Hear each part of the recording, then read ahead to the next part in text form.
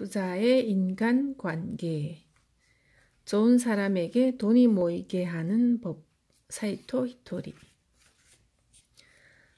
좋은 사람일수록 꼭 갖춰야 하는 것. 사람과 돈. 이 책은 모든 사람이 가장 알고 싶어하는 내용을 담고 있습니다. 세상에는 좋은 사람이라 불리는 사람이 있습니다. 상냥하고 누구에게나 친절하면서 어려운 사람을 보면 참지 못하는 사람, 즉 사랑하는 마음을 갖고 있는 훌륭한 사람입니다. 하지만 이런 사람이 모두 성공하는가를 따진다면 안타깝게도 꼭 그렇지는 않죠. 그런데 바로 여기에 신이 내려준 메시지가 있습니다. 그게 무엇이냐고요? 좋은 사람이라 불리게 만드는 그 부분은 그대로 살리되 덧붙여 배워야만 하는 것이 있다라는 뜻이죠. 그렇다면 더 배워야만 하는 것이란 무엇일까요? 여기에는 두 가지가 있습니다. 하나는 돈 문제. 좋은 사람인데 돈을 못 벌고 있다는 것은 당신이 잘 될 거라 생각해서 해왔던 어떤 일에 오류가 있었다는 뜻이고요. 그럼 이제부터 그 오류를 고쳐나가 봅시다.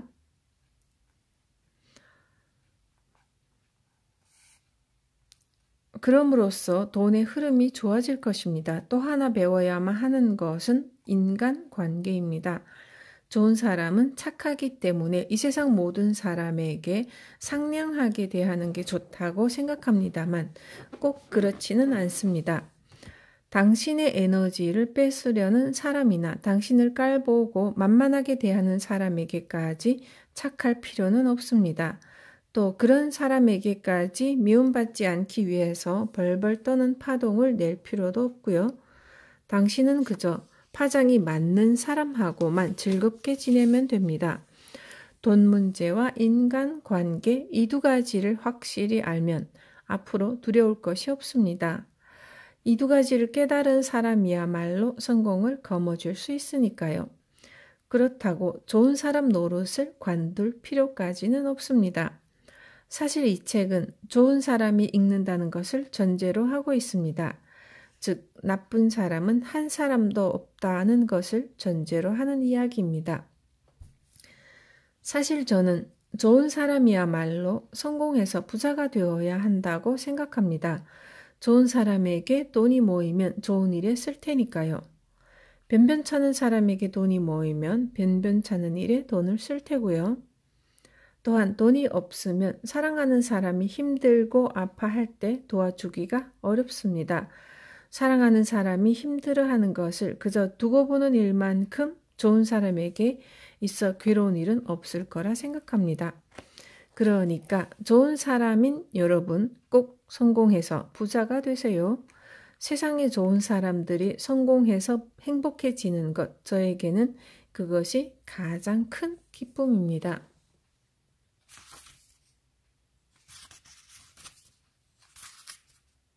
일부 부자의 돈. 착하게 살았는데 왜 돈이 안 모일까? 돈이 모이지 않는 이유를 생각하세요. 돈 때문에 힘들다면 오류를 깨달으라는 뜻입니다. 이 세상에는 돈에게 사랑받는 사람이 있습니다. 이런 사람은 무슨 일을 하더라도 계속해서 성공하고 끝내 돈까지 끌어옵니다. 즉, 무엇을 시작하더라도 주위로부터 응원을 받고 자연스럽게 돈을 끌어당기는 사람이죠. 그런가 하면 반대로 돈 때문에 항상 힘든 사람도 있습니다. 그런데 이런 사람은 늘 여러 가지 핑계를 대죠. 정말 열심히 일하는데 임금은 전혀 오르지 않네. 기껏 독립했더니만 비품이랑 내부 인테리어 하는데 돈을 다 써버렸잖아. 돈을 모아도 병이 나고 문제가 계속 터지니까 그때마다 돈이 다 나가네. 형제자매랑 자식들이 돈 때문에 힘들다고 매번 나한테만 의지하려 하니 도와줄 때마다 돈을 다 써버리잖아. 돈 때문에 힘든 사람들은 이런 말도 자주 합니다. 나는 늘 좋은 일을 하는 데다 일도 열심히 한다고. 그런데 왜 돈이 안 모일까? 그렇다면 왜 돈 때문에 힘든 걸까요? 바로 거기에 신이 주는 메시지가 있습니다. 당신이 하고 있는 일에 뭔가 오류가 있다는 걸 깨달으세요. 신은 매우 친절해서 당신을 이유 없이 힘들게 하지는 않습니다. 따라서 당신이 하고 있는 오류를 깨닫고 그것을 고치면 돈이 순조롭게 흘러 들어올 것입니다. 그러니 돈 때문에 힘들다면 부디 하루라도 빨리 당신이 저지르고 있는 그 오류를 깨닫는 게 좋습니다. 지금은 누구나 돈을 배워야 하는 시대입니다. 얼마 전 히토리 씨 팬 모임 가게에서 한 팬이 이런 질문을 했습니다. 뉴스를 보다 보면 국제 정세가 불안해서 앞으로 전쟁이 일어날까 봐 걱정돼 죽겠어요. 저는 그분에게 이렇게 말했습니다. 앞으로 닥칠 시대에 전쟁은 안 일어납니다.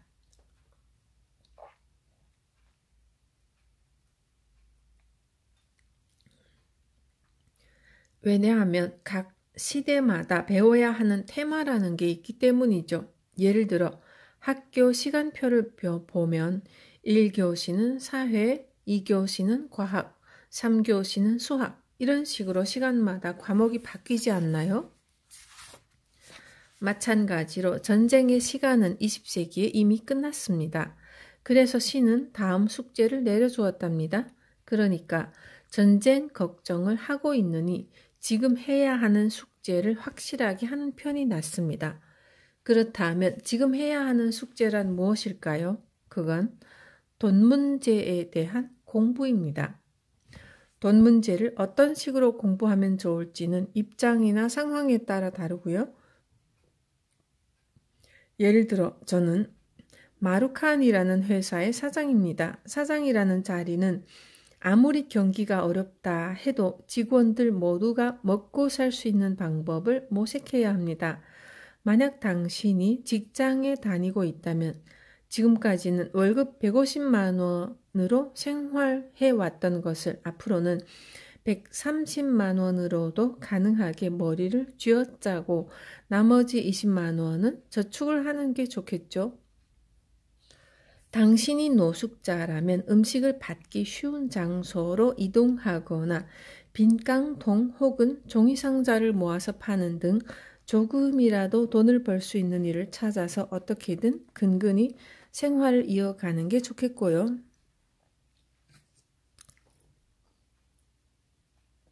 이런 것이 바로 그 사람에게 주어진 돈 문제라 할 수 있습니다. 전쟁의 시대에는 총리부터 생활이 힘든 사람까지 모두 똑같이 폭탄이나 총알을 맞았습니다.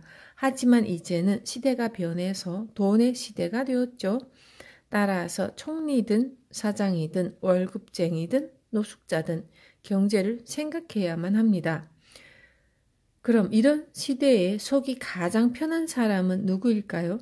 바로 돈 문제를 공부할 필요가 있다는 사실을 이미 알아챈 사람입니다. 만약 이걸 알아채고 본인의 돈을 확실하게 관리까지 한다면 신은 당신에게 잘했다는 뜻의 동그라미를 쳐줄 것입니다. 아시겠나요? 앞으로의 시대에는 여러분이 좋든 싫든 돈을 배워야만 합니다. 이전 시대까지만 해도 가사와 일을 병행하고 있는 여성이라면 일을 대신할 것은 얼마든지 있지만 남편을 대신할 것은 없다라고 생각했죠. 하지만 앞으로의 시대에는 그 반대입니다. 남편을 대신할 것은 얼마든지 있지만 일을 대신할 것은 없다. 극단적인 생각 같지만 실제로 이런 시대가 오고야 말았습니다. 우리는 흔히 여성들이 남자친구에게 내가 중요해, 일이 중요해 라고 압박하는 장면을 보곤 합니다. 예전에는 이럴 때 남자가 하며 고민하며 입을 다물었죠. 하지만 앞으로의 시대에서는 남자가 바로 일이지 하고 대답하게 될 것입니다. 가정을 지키고 살아남기 위해서는 일에 목숨을 걸 수밖에 없으니까요. 그러니까 여자친구도 그렇게 바보 같은 말로 때를 쓰면 안 됩니다. 그랬다가는 이런 여자랑은 헤어지고 다른 여자랑 사귀는 편이 낫겠어 하며 남자가 여자를 포기하게 만드는 시대가 되어버렸거든요. 즉, 지금까지 옳다고 생각한 것이 바뀌고 있는 겁니다. 앞으로 100년간은 이런 시대가 될 것입니다. 그래서 경제치로 살면 안 됩니다. 노래를 못하는 음치는 용서받아도 경제를 모르는 경제치가 돼서는 안 됩니다. 왜냐하면 그런 시대가 왔으니까요. 임시 수입은 신의 또 다른 테스트이다. 돈에 약한 사람은 돈이 들어오면 너무나 기쁜 나머지 펑펑 써버립니다. 그런데 사실 이를 정말로 조심해야 합니다. 이런 사람들은 지금까지 돈으로 고생했던 나날을 떠올리며 그동안 사고 싶은 게 있어도 제대로 사지 못했던 서러움에 감정이 북받쳐서 필요도 없는 물건에 돈을 써버립니다. 하지만 이건 잘못입니다. 그랬다가는 신이 당신은 아직 돈에 관한 배움이 부족한 것 같군 하며 모처럼 들어온 돈을 몰수해버리는 일이 생깁니다. 그러면 또 돈 때문에 쪼들리는 생활이 이어지는 것이죠. 저에게는 누님이 있습니다. 착하고 솔직한 누님이 있지만 누님이 결혼하고부터는 돈 때문에 고생스러운 일이 계속 터졌습니다. 매형이 몇 번이나 입원을 하는 바람에 입원비로 돈이 금세 다 나가버렸거든요. 그래서 누님은 허리띠를 바짝 졸라매야 했고요. 그러던 어느 날 누님 집 근처에 당나귀 빵이 왔습니다. 당나귀 빵이 뭐냐고요? 젊은 친구들은 잘 모르겠지만 예전에는 경쾌한 음악을 튼 채 여러 가지 빵을 팔러 오는 차가 있었답니다. 그리고 그보다 더 옛날에는 진짜 당나귀가 빵을 실은 수레를 끌고 다녔다고 합니다. 여하튼 이 당나귀 빵이 오면 동네 아이들이 한꺼번에 집에서 뛰어나와 부모를 졸라 빵을 사 먹곤 했습니다. 당연히 누님도 자식들에게 빵을 사주고 싶었지만 당시에는 빵 한 개도 살 여유가 없었습니다. 그래서 집 근처에 당나귀 빵 차가 와서 음악을 틀면 음악을 듣지 않으려고 일부러 그보다 더 큰 소리로 노래를 불렀다고 합니다. 그만큼 그 상황이 견딜 수 없었던 것이겠죠. 그런 누님이 제 일을 도와주게 되었고 어느 정도 수준의 급료를 받게 되었습니다. 그 후 당나귀빵 차가 다시 찾아왔고 누님은 이 기회를 놓칠세라 달려나가 당나귀빵 차에 산더미 같이 쌓인 빵을 전부 사버렸다고 합니다. 당연히 차 한 대분의 빵을 자기 가족이 다 먹을 수는 없었죠. 그래서 먹고 남은 빵을 동네 사람들에게 나눠주러 돌아다녔다고 합니다. 이 이야기를 듣고 저는 이렇게 말했습니다. 누님, 그건 잘못한 거예요. 얼핏 생각하면 이 일화가 마음이 따뜻해지는 좋은 이야기로 들릴지도 모릅니다만 저는 이렇게 설명했습니다. 누님, 전쟁이 끝난 직후처럼 먹을 게 제대로 없을 때라면 자기한테 생긴 돈으로 먹고 살기 힘든 사람에게 빵을 나눠주는 건 좋은 일이죠. 하지만 잘 생각해 보세요. 지금 누님 동네에 못 먹어서 힘든 사람은 없어요. 빵 한 개도 못 살 형편은 누님뿐이에요. 이건 신이 누님한테 돈의 수업을 받게 한 거라고요. 신이 누님에게 이 사람에게 돈을 주면 어떻게 쓸까라고 시험 문제를 내렸다는 걸 잊지 마세요. 그러니까 어쩌다 한 번 돈이 들어왔다고 해서 다 먹지도 못할 만큼의 빵을 살 필요는 없어요. 누님은 마음이 열려있는 분이라 제 말을 다 받아들였습니다. 제가 이 이야기를 통해 하고 싶은 말은 지금까지 돈 때문에 힘들었던 사람에게 잠깐 돈이 생기는 건 당신에게 있어 신의 시험 문제라는 것입니다. 즉 신이 이 사람에게 돈을 주면 뭘 할까 하는 생각으로 지켜보고 있는 겁니다.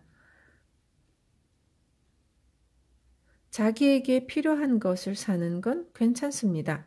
하지만 필요 없는 것까지 사면 안 돼요. 자기에게 필요 없는 것까지 사면 분명히 그 돈을 신이 도로 가져가 버리는 일이 생깁니다. 이 원칙을 절대 잊지 마시길 바랍니다. 큰 돈이 생겨도 저축은 필수다. 돈이 없을 때는 바짝 긴축 생활을 했는데 돈이 들어오면 손바닥 뒤집듯 사치스러운 생활을 하는 사람이 있죠. 신은 이런 사람을 똑똑히 지켜보고 있습니다. 그가 어떻게 하냐에 따라 다시 한번 가난 수행으로 돌려보낼 필요가 있으니까요. 돈이 들어오면 우선 저축부터 해야 합니다. 돈의 흐름이라고 하는 것에는 반드시 변동이 있기 때문이죠. 세상은 늘 변하는 것입니다. 따라서 지금의 상태는 절대 계속되지 않습니다. 분명히 흐름이 변할 때가 오는데 이때 그 흐름을 넘어서기 위해서는 저축이 꼭 필요합니다. 예를 들어 한 무명 작가가 책을 썼는데 갑자기 베스트셀러가 되어 생각지도 않은 큰 액수의 인세가 들어왔다고 칩시다. 바로 이때가 마음이 흔들리더라도 앞으로 일어날 일을 확실히 염두에 둬야 하는 시점입니다. 결국 다음 해에 그에게 세금이 청구될 것이고 그 다음 책이 또 베스트셀러가 될 거라는 보장도 없으니까요. 따라서 항상 앞으로 일어날 일을 예측한 후에 돈을 쓰도록 해야 합니다. 돈을 어떻게 쓸지 이와 관련해서 다음과 같은 명언이 있습니다. 일이 잘 될 때는 웃는 얼굴로 백반을 먹고 일이 잘 안 될 때에는 프랑스 요리를 먹도록 하라. 이게 무슨 뜻일까요? 전자는 설사 성공을 하고 아무리 큰 부자가 되었다 해도 변두리 백반집에서 웃는 얼굴로 맛있게 음식을 먹을 수 있는 열린 마음을 지닌 인품으로 살아야 한다는 뜻입니다. 그렇다면 후자는 무슨 뜻일까요? 이는 일이 잘 안 풀릴 때에도 여유롭게 프랑스 요리를 즐길 수 있을 정도로 미리 저축을 해두는 그런 사람이 되라는 의미입니다. 2장 흐름. 돈을 계속 흐르게 해야 합니다. 적자를 내는 버릇부터 없앱니다. 돈에 강해지기 위해서 무엇보다 우선적으로 해야 하는 일이 있습니다. 그것은 적자를 내지 않는 것입니다. 여태껏 저축을 한 적이 없는 사람이 지금까지 써왔던 돈보다 적은 돈으로 생활을 꾸려나가면서 한 달에 10만 원, 20만 원이라도 모은다면 그것만으로도 합격입니다. 최소한 이 정도라도 실천하면 됩니다. 주변을 둘러보면 신용카드를 몇 장이나 만들어 놓고 자기가 이번 달에 얼마를 썼는지도 모르는 그런 사람도 있습니다. 카드를 신나게 긁다가 정신이 들 때쯤이면 이미 한도액을 넘겼다거나 이번 달에는 모자란 만큼만 빌리자 하고 대부업체에 가서 돈을 빌리기까지 하죠. 이렇게 벌어들인 돈보다 쓰는 돈이 많아서 마이너스를 만들어버리는 버릇이 든 사람들이 있습니다. 그런데 이런 마이너스를 만드는 일이야말로 절대로 해서는 안 되는 행동 중 하나입니다. 그 사람의 돈의 흐름에는 마이너스를 만드는 파동이 붙어버리기 때문이죠. 그러면 그때부터는 무엇을 하더라도 빚 없이는 돌아가지 않습니다. 요컨대 당신의 돈의 흐름에 절대로 마이너스를 만들지 말라는 뜻입니다. 지출을 줄이려는 노력이 장사의 승패를 결정한다.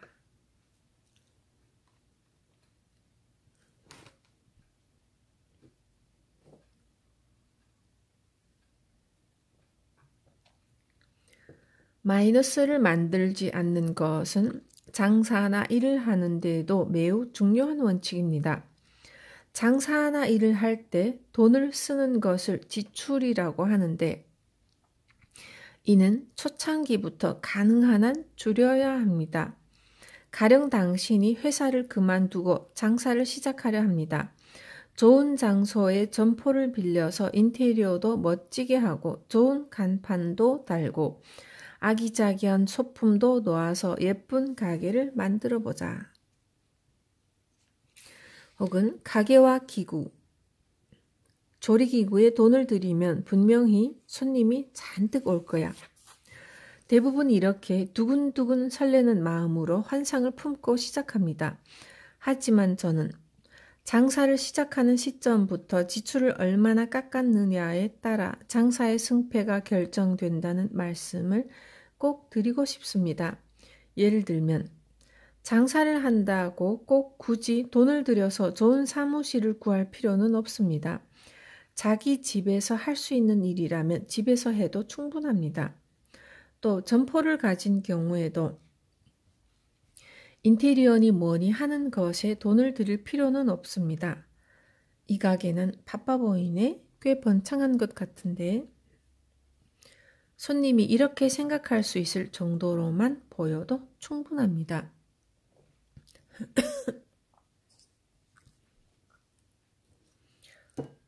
저의 제자들도 장사를 할 때 모두 자기 집에서 시작했습니다. 쓸모 없어진 책상을 받아와서는 거기에 전화기 한 대를 두고 시작했죠. 사실 이것만 갖춰져도 사무실로서의 역할을 훌륭히 수행할 수 있습니다. 참고로 한 제자는 골판지 상자를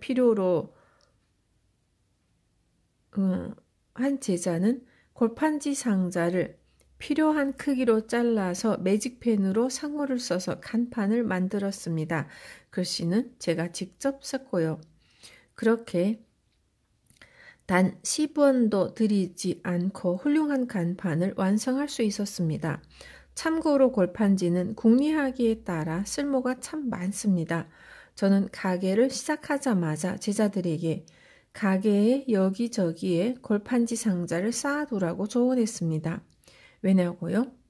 가게 안이 텅 비어 있으면 한가한 가게라는 인상을 주기 때문이죠. 어쨌든 골판지 상자를 잔뜩 쌓아두면 신기하게도 번창하는 가게의 분위기로 탈바꿈합니다. 이렇듯 골판지 상자 하나를 쓰더라도 아이디어에 따라 그 활용도는 천차만별입니다. 그런 식으로 사업을 시작했기에 제자들의 지출은 거의 제로가 되었습니다. 어쨌든 마이너스가 아니기 때문에 설사 사업에 실패한다 해도 단 10원도 빚을 지는 일이 없는 거죠. 장사에서 가장 중요한 것은 어쨌든 이익을 내는 것입니다. 장사로 이익이 나면 그 이익으로 비용을 대가면서 사업을 확장하면 됩니다. 따라서 이익을 내기 전에 장사 도구에 돈을 다 들여서는 안 되지만 많은 사람들이 이런 잘못을 저지르곤 합니다. 이는 비단 장사꾼만의 문제가 아닙니다. 예를 들어 볼까요? 어떤 카메라맨은 성능이 좋은 비싼 카메라를 장만하면 좋은 사진을 찍을 수 있을 거라는 착각에 빠집니다. 결국 무리를 해서 빚을 진 채 최첨단 기능을 갖춘 고가의 카메라를 구입하죠. 안타깝게도 이것이 빚지는 버릇을 몸에 배게 하는 지출임을 깨닫지 못하는 겁니다.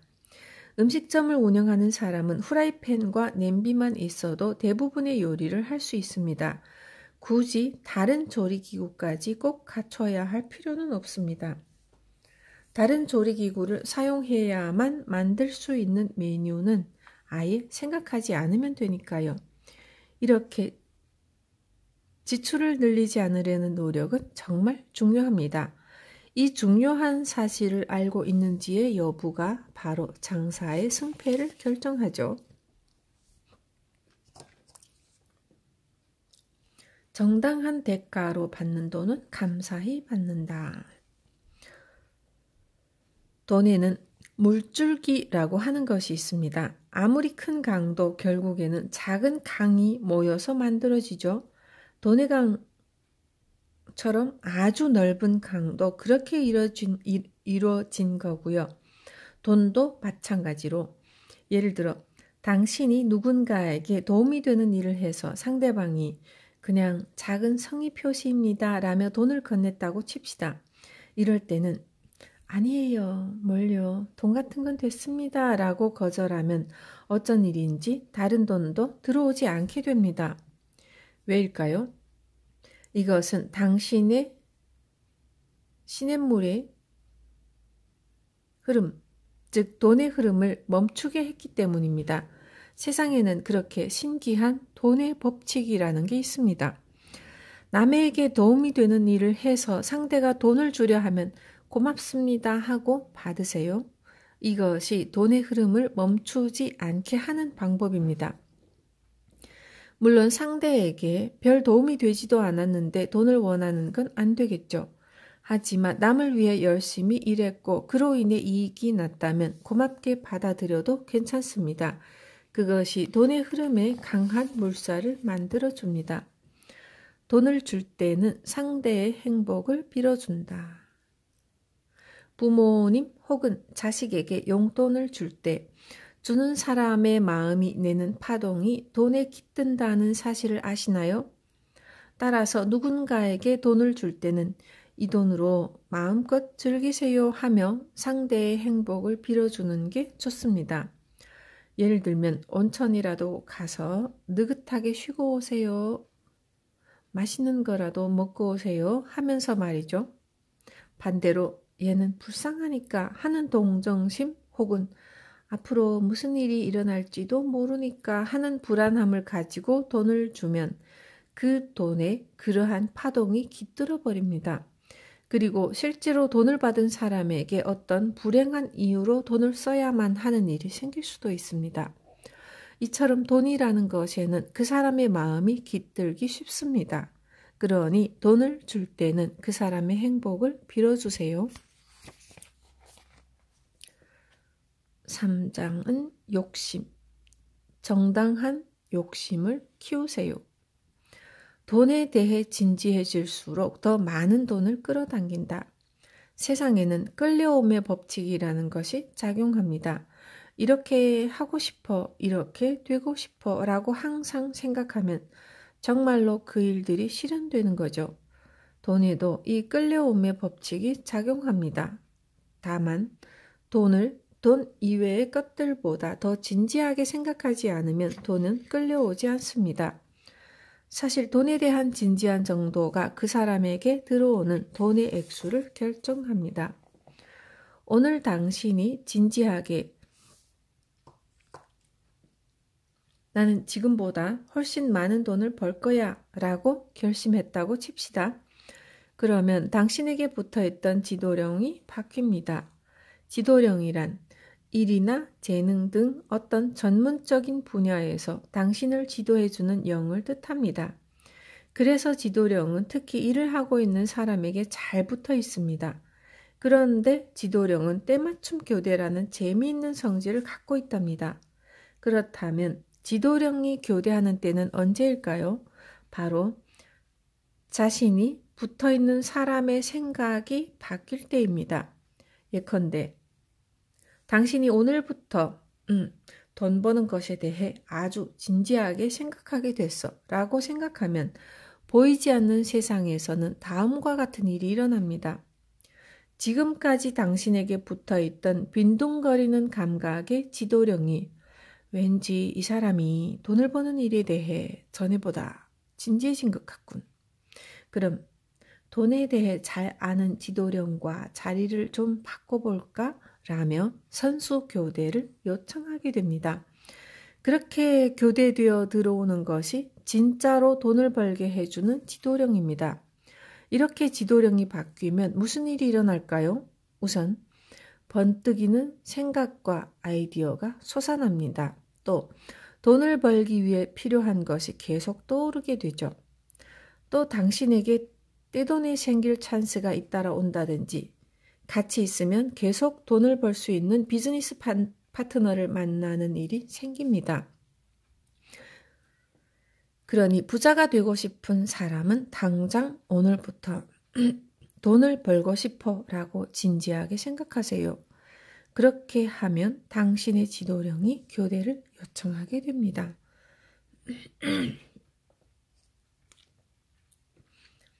반대로 먹고 살 만큼만 돈이 있으면 되지 뭐. 지금 수입으로도 살만하니까 그걸로 됐어. 팍팍 벌어봤자 가족한테 미안해질 뿐이니까 용돈벌이만 하자와 같은 생각을 하면 절대로 그 이상의 돈을 벌 수 없습니다. 그 사람에게는 빈둥거리는 감각의 지도령이 언제나 붙어있게 되거든요. 이처럼 당신의 기분과 생각에 따라 어떤 지도령이 붙는지가 결정된다는 사실을 기억하세요.